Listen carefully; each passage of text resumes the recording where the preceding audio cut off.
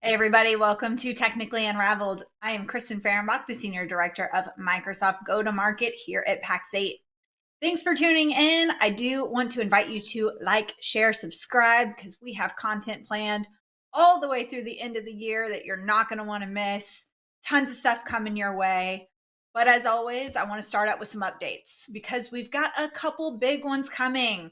So there is a delay of public sector coming to NCE. I want to make sure that we call this out because government, nonprofit, and EDU SKUs will not have NC offers during 2024.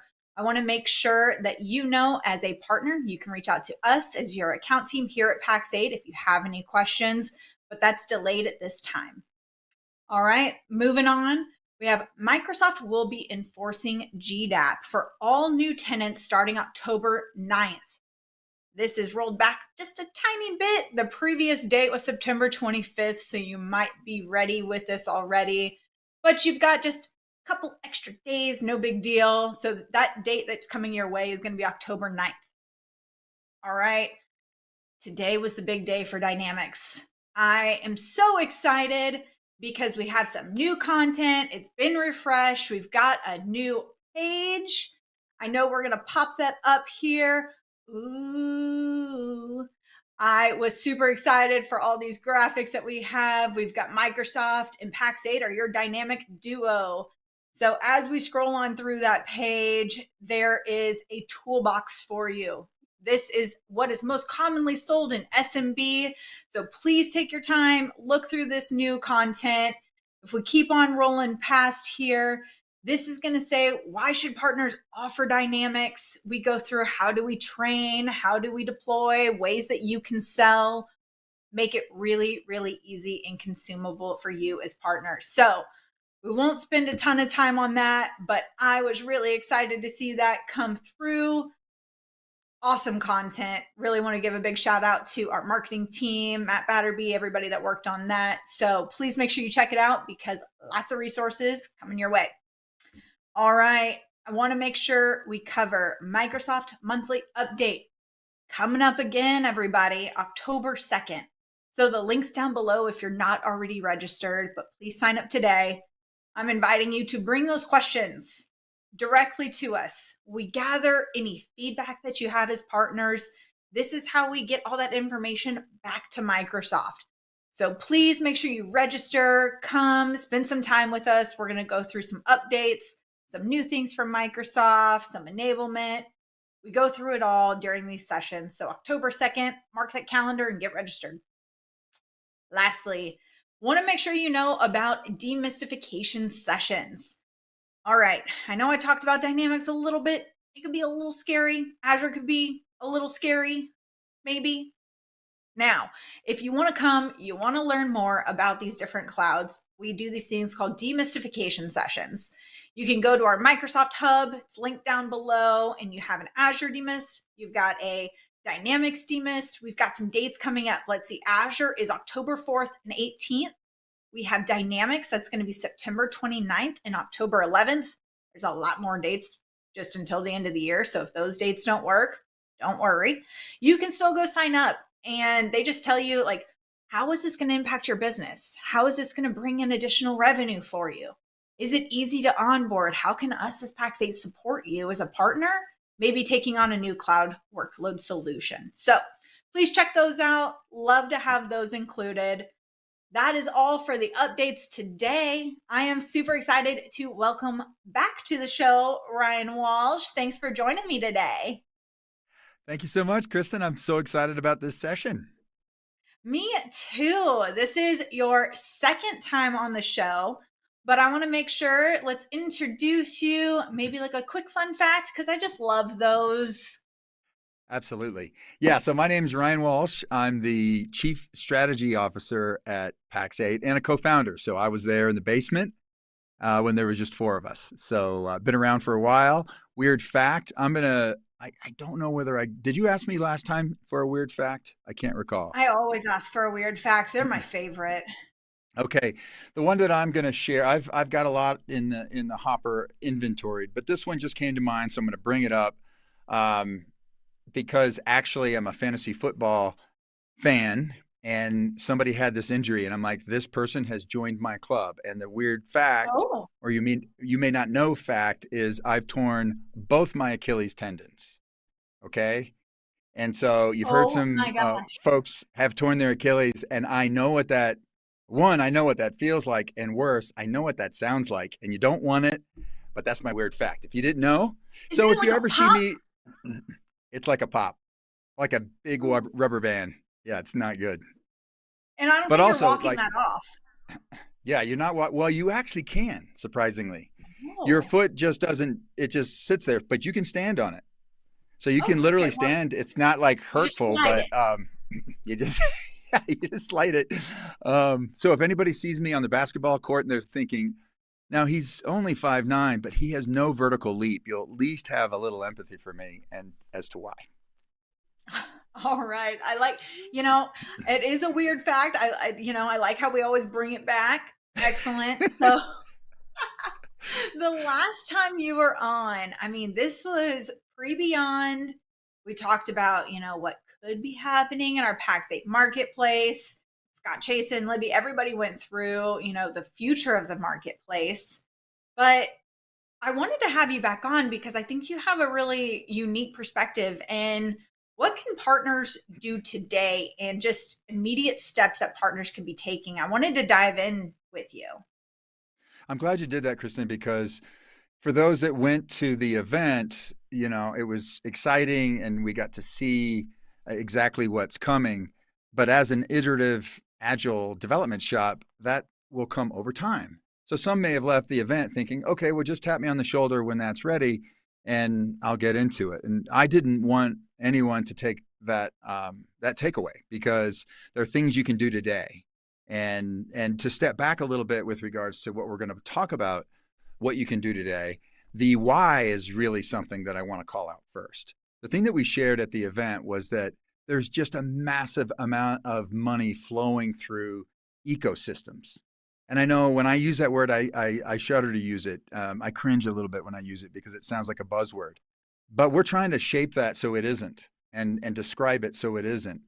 There was a study that we shared and cited, McKinsey did, and they said, there's so much money flowing through ecosystems where you have buyers and sellers and influencers. There was like $70 trillion anticipated by 2030. And then they broke that down. And for our community, like B2B marketplaces, they said it will have $17 trillion flowing through it by 2030. So when you're listening to this, you're like, why do I care? Well, you care. I would suggest you care. You should care or take a look at it because there's so much money flowing through marketplaces. And from our very beginning, we didn't really want to talk and speak about us being a distributor. We really did want to take a cloud commerce marketplace positioning to the market. And back in 2015, nobody was ready for it. It was ill-defined, but that's not the case anymore. So this is a reason why we should pay attention to it. And it's not just how much is going to flow in 2030. Jay McBain from Canalys said the compound annual growth rate of what's flowing through it now is increasing 86%. That's ridiculous. When you think about our economy is only growing, in some respects 3%, maybe Mm-hmm. less, maybe a little bit more, Sure. overlay 86%, you got to get in that game. You have to. I mean, you're talking about trillions of dollars. Like, I mean, 17 trillion dollars going into this. So, I mean, I think, even if you just have like the tiniest little slice of this, it could still be worth their time, right? Absolutely. For anybody out there thinking, how am I going to grow? You want to get progressive about how you can do that. And we're thinking about that all the time with regards to how the Pax8 cloud commerce marketplace can help our partners do that. And, that's really what we showed at Beyond. And now, relative to what you can do now to take advantage of it, there are things you can do now to take advantage of it.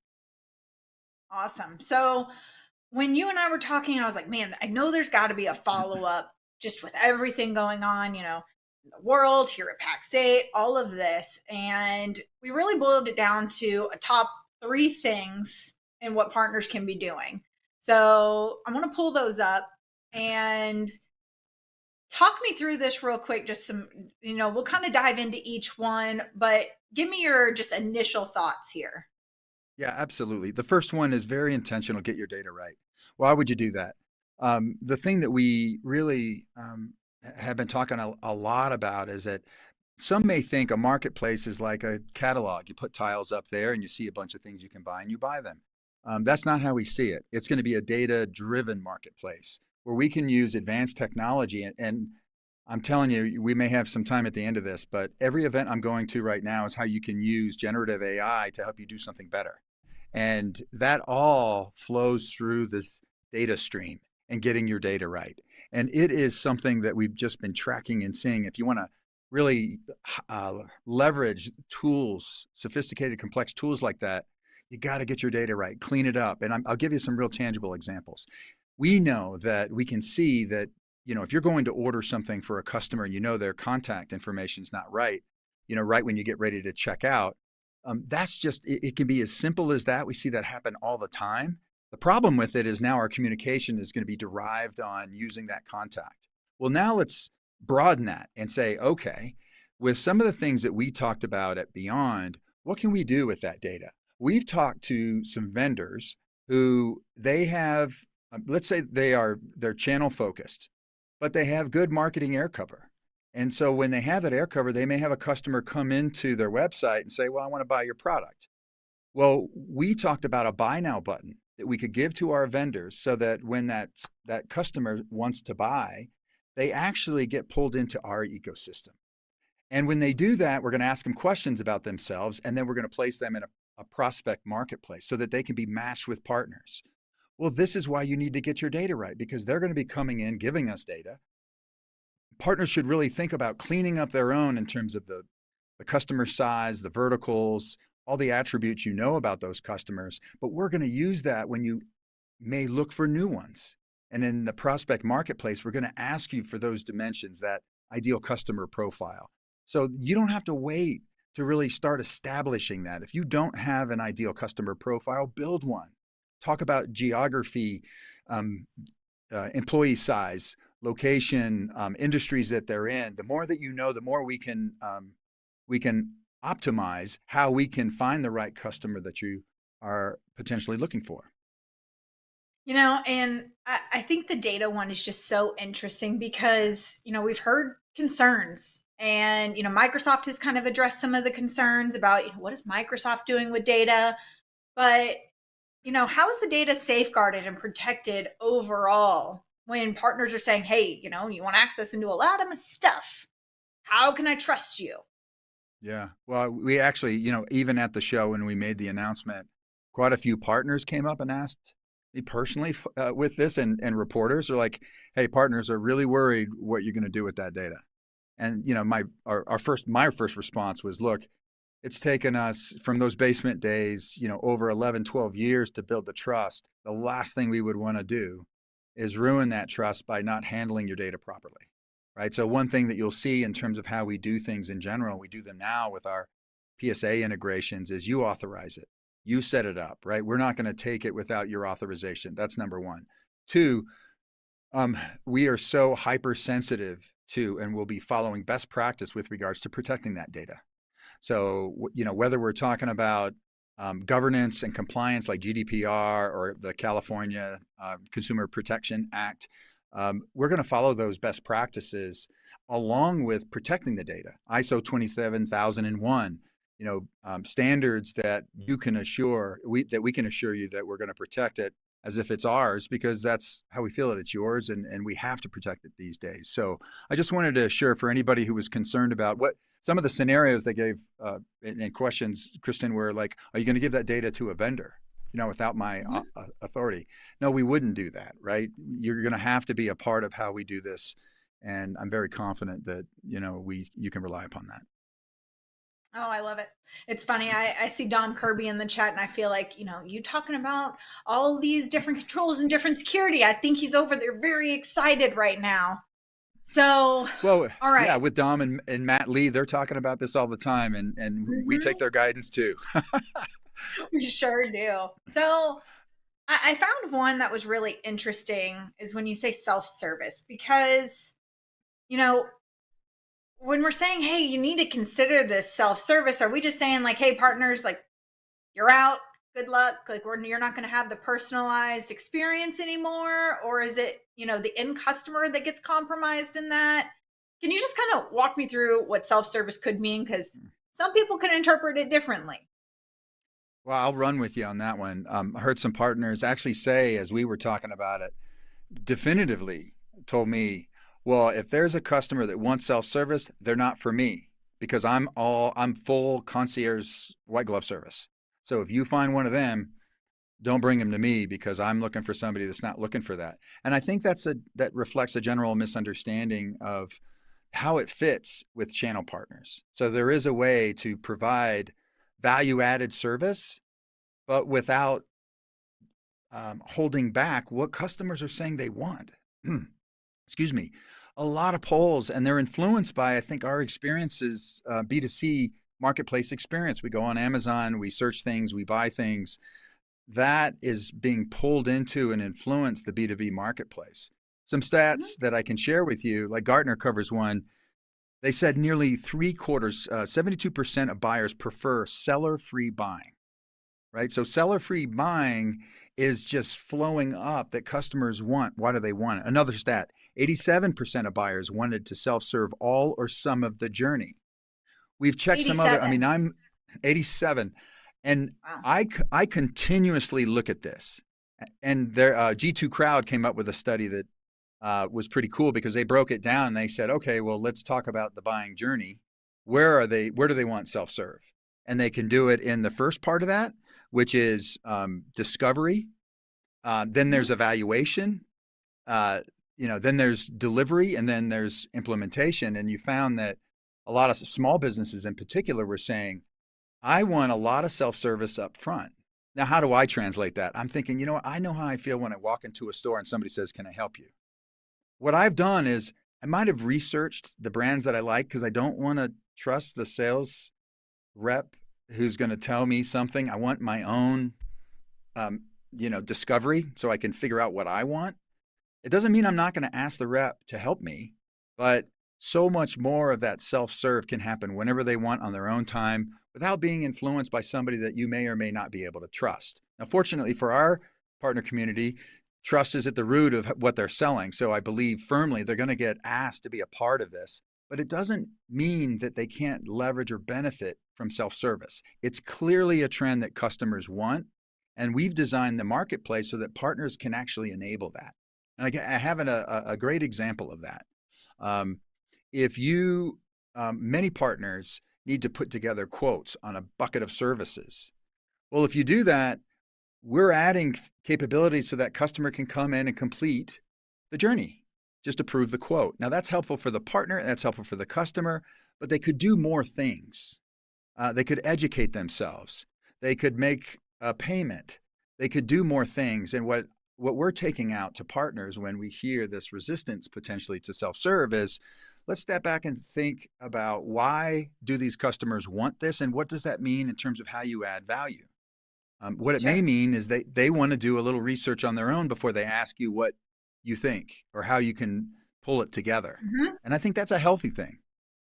I mean, I super agree. And it's funny because Dom is in the chat right now. He says, whenever, wherever they want from their pocket. And I think that really Yeah. resonates because, look, I don't know who doesn't automatically maybe do just a little bit of research first and foremost. Like I'm going to be on there, whether it be something from Amazon, whether I want a jacket, whatever it is. I'm like, okay, let me at least look, right? Yeah. And guess what? Like everything's run by devices now, right? Yeah. You're carrying this everywhere. And so you can't expect somebody to not do just a little bit of research instead of just walking in blind, right? So Right. I 100%, maybe it's the millennial in me. I don't know. I just want to Google it first and foremost so I don't go in blind. That's it. I think that captures a driver on why this is happening, Kristen. I really do. And CompTIA, we shared this research from CompTIA that when partners were asked what are their biggest competitors, number one was marketplaces. Number two was vendors selling direct to those customers. So we're like, oh, wait a minute. How about we take the thing that you're fearful of, them bypassing you, and actually give you the tool to not be bypassed, to actually take advantage of it. And that's where it can get really exciting for partners, we believe. No, and I mean, I agree. So you've got these partners, right? And they say, hey, I'm white glove service only. That's it. Like, this is where I live and I'm great at it. Why would I need you to come in here and mess my stuff up, right?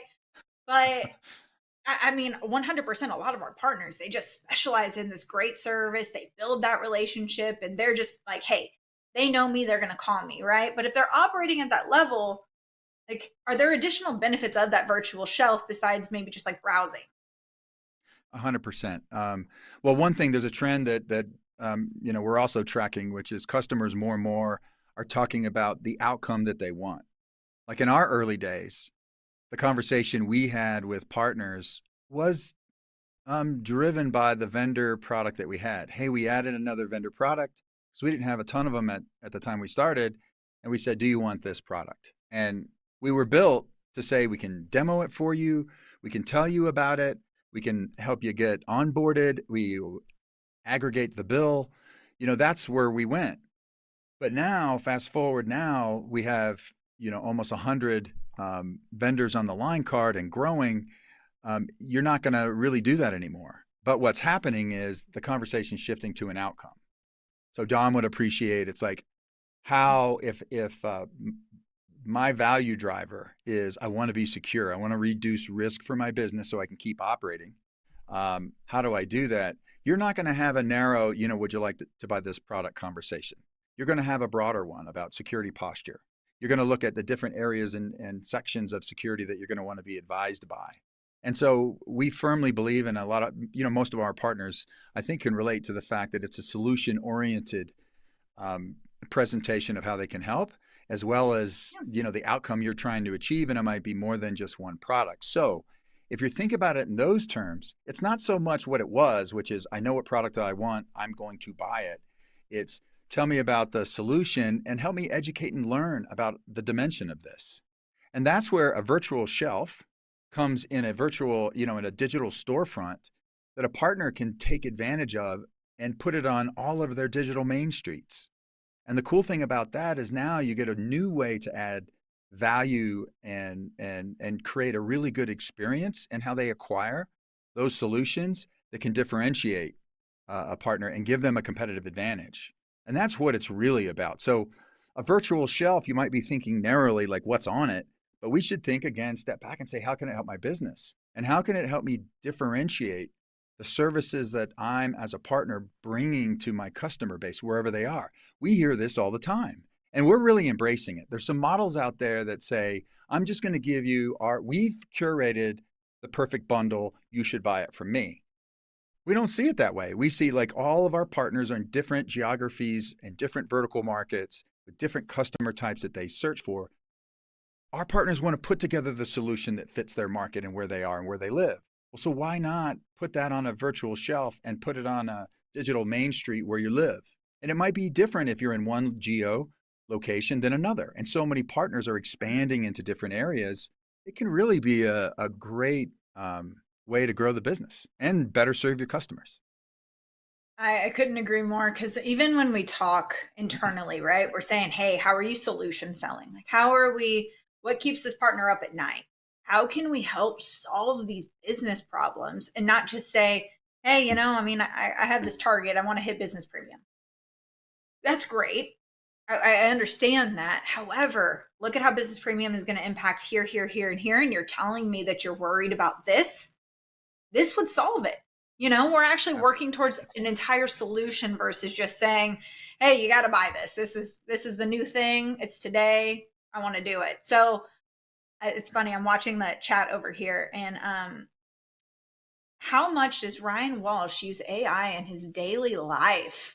And we got Matthew Miller saying, Mr. Walsh, can we see your chat GPT history? I like it. They want to know how you're using AI. Oh, well, We talked about this. I've been out of the road quite a bit, and when I think about what's dominating the airwaves, and it's certainly flowing in through my world, is generative AI. I just came back from an analyst conference where, I mean, I'm not, everyone understands its power, but it's the enthusiasm and the places where you can use it are phenomenal. And I'll give you an example for us. I mean, when you think about just purely the sophistication on content curation, there's some things that we're doing, strategic initiatives within Pax8 today. I can give you half a dozen to a dozen ways in which we're using it. The cool thing about Pax8 too is, Scott Jason, with the P&E group, product and engineering group, just came off and had a hackathon. Well, everybody around them was like, well, outside of engineering, how can we get in this hackathon world? And, generative AI, large language models are, really touching every department, every function, and how can we optimize and use it? And I will tell you what I'm excited about is, if you didn't see it, we have some really sophisticated ways in which you can utilize it to search for things within the marketplace that we're going to be delivering. And so you can really say, I'm looking for customers that have this flavor, and what products would you recommend within that combination, so that we're going to show you exactly, how we can put that to use in the marketplace. Again, to put on your virtual storefront. So that's pretty cool. You can say, wait, I want something that looks like this and feels like this, and then it's just going to pop up and say like, hey, we recommend this kind of fits what you're looking for. Yes, that's right. And one of the things that we showed that we have, right? So one thing that partners don't have, it's a real basic benefit of the data that when we get the data, we can give it back. We can sort of reciprocate. It's two-way, which is, if you want to know what you're selling to your customer base, and a lot of partners use spreadsheets to sort of see who's got what at what time. We're visualizing that data and planning to show you exactly from a broad industry perspective by category. We call this product lenses. So you can look and say, all right, what am I selling compared to everyone in the ecosystem? And maybe I can see some gaps of opportunity where I can sell something where my the industry is selling something that I'm not. And I can learn from that. And then I can lean into it and start asking those questions. Well, for my customer base and for the products that they buy, if they have and they're taking advantage of the Microsoft, cloud suite, well, what else can go with this that I'm missing that I wasn't aware of? And now we can put this technology to use. And I mean, for that to be able to say like, hey, you know what, Nerdio would be a great play here. And, it's kind of that, hey, don't get left behind. Like, it's not the, hey, everybody else is doing it conversation, but it's also, really saying like, hey, look, technology is going to consistently change. We all know that. But here's some different trends we're seeing. So that way you're always on top of your game. So, I get excited about some graphs. So they can actually visualize all the data. I think that, that just hits differently. Well, when you just triggered something. I was turning away to my my wealth of information here at the cockpit. But you said not all partners. That's right. It's command center. We shared a study. Like, not everyone's created equal, but what we do see is that I've been tracking research that shows revenue growth rate across the partner community. And the thing that has been surprising me, I saw it last year, and I just saw a refresh of it this year, is that it's almost an equally distributed pie chart. And let's just say on one end of that is the highest growth. You're growing your revenue greater than 20%. And on the other side of that one of those slices is you actually declined in revenue by 0 to less than 0%, and it was equally distributed. So that struck me like, what this means is some are being progressive about how they grow, and I believe that marketplaces need to be a part of that so that you can be in that 20% growth category. Because if you do nothing, or if you do have the response that I'm not going to listen to a customer who might want some self-service, you may decide you're not ready to do that. And I totally respect that. But what I want you to think about is somebody might be thinking about that progressively. How do they actually give their customer what they want, but maintain a different level of concierge? So where the shift is business advising. you know, securing the complexity of all these solutions, having ongoing business reviews to see how you're supporting your customer's business in a different way. I think that's what the future is going to look like. A random offshoot here is, I was having to redo my auto insurance. And man, like, it's the worst. It really is. And so I've got to pick up the phone and I'm calling my insurance guy and I'm like, all right, and he's like going through all these numbers. I'm like trying to like frantically write things down. And I was saying something to a friend and I was like, man, like I was trying to figure out like all the different pricing and going through all these different, numbers and deductibles and things. And like, oh man, this person I use, like they just send me this, to this portal and, I can see it all. And that way, it's not as stressful and I can do it on my own time. And I was like, that's it. Like they just send it to you and you're not all free. So I was like, perfect. That sounds great. I'm going to call this guy. So I think it's all kind of rolling into the same thing. Yeah, I think 100%. Yeah, it's just a new rules of the game now, and you got to use. We've talked about this forever. Some people misunderstood what we were trying to do when we started Pax8, which was you're going to build a marketplace, a platform, and then no humans will be around. Well, Silicon Valley might have liked that, but not us. We knew that the partner community is about enablement, and those things got to go together, and that's where value add comes. This blend between the high tech and the high touch. And I just don't see that going away. It might mean though that let the tech do some more things that you might have done, and that allows and frees you up to do some other value add for your customer. And I think that's a part of the future consideration. Like, how can I change my service now that I don't have to manually do some of these things, process in order, place in order? Sure. What if I'll turn that over to a customer who can, maybe try something that I put in my virtual shelf. You decide what you're going to put in that shelf. We won't decide that. You will. Now we can open up the world. It's like, okay, well, what happened? Let's keep going with that expertise. Let's say I have an expertise. Maybe I want to use that expertise in a partner to partner way. I can put that on my shelf, right? If we can help secure the trust that can happen in our marketplace, I know it's easier said than done. We know that, that doesn't, there's a complexity to that, but what if we could do that? So if you built your own, expertise, what if you could, utilize that with another partner who needs it, who doesn't have the time to build that expertise? Then it gets I really love the exciting. P2P play. I mean, look, the partner I do too. ecosystem is strong right now. And I mean, you can't expect one person or one company, especially if they're a smaller company, to have the great deal of expertise in absolutely everything. Like it's just not a thing. But I mean, there's so many different factors in the way that partners can really lean on one another to help grow each other's businesses, which I love.